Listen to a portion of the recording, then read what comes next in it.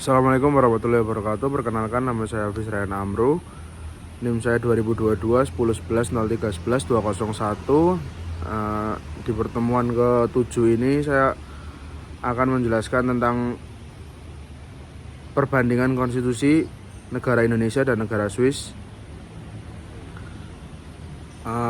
Konstitusi adalah hukum dasar yang menjadi pondasi sebuah negara.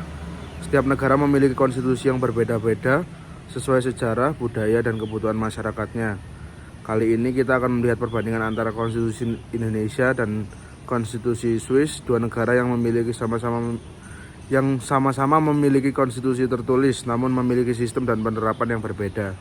Indonesia memiliki Undang-Undang Dasar Negara Republik Indonesia tahun 1945 yang mulai berlaku sejak 18 Agustus 1945.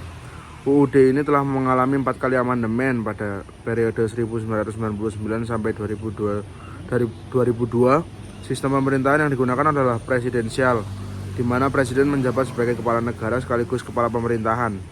Kekuasaan negara dibagi menjadi 3 lembaga, yaitu eksekutif, legislatif, dan yudikatif. Dasar negara Indonesia adalah Pancasila yang menjadi pedoman moral dan ideologis dalam setiap kebijakan perubahan. Konstitusi dilakukan melalui MPR dan sifatnya relatif fleksibel untuk menyesuaikan perkembangan zaman.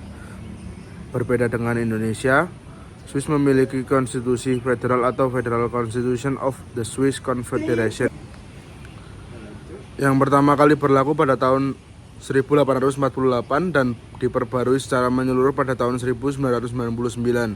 Swiss menganut sistem pemerintahan kolektif yang dijalankan oleh Federal Council yang beranggotakan 7 orang, tidak ada satu presiden yang memegang kekuasaan penuh.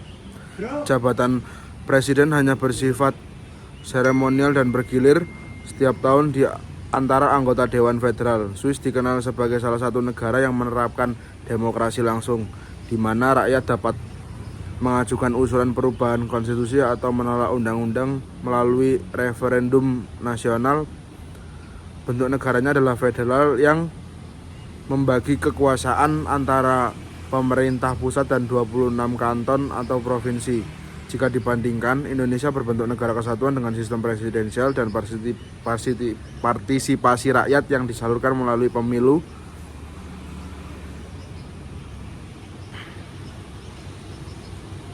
Serta perwakilan di parlemen.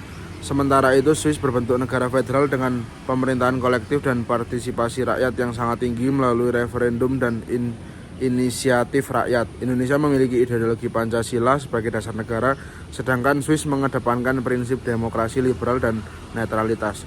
Dari perbandingan ini kita dapat melihat bahwa meskipun tujuan konstitusi di kedua negara sama, yaitu mengatur kekuasaan dan menjamin hak warga negara, cara penerapannya mencerminkan sejarah dan budaya masing-masing. Indonesia menempatkan presiden sebagai pemimpin tunggal yang kuat dalam kerangka kesatuan. Sedangkan Swiss memilih pembagian kekuasaan kolektif dan melibatkan rakyat secara langsung dalam pengambilan keputusan. Sekian penjelasan dari saya. Wassalamualaikum warahmatullahi wabarakatuh.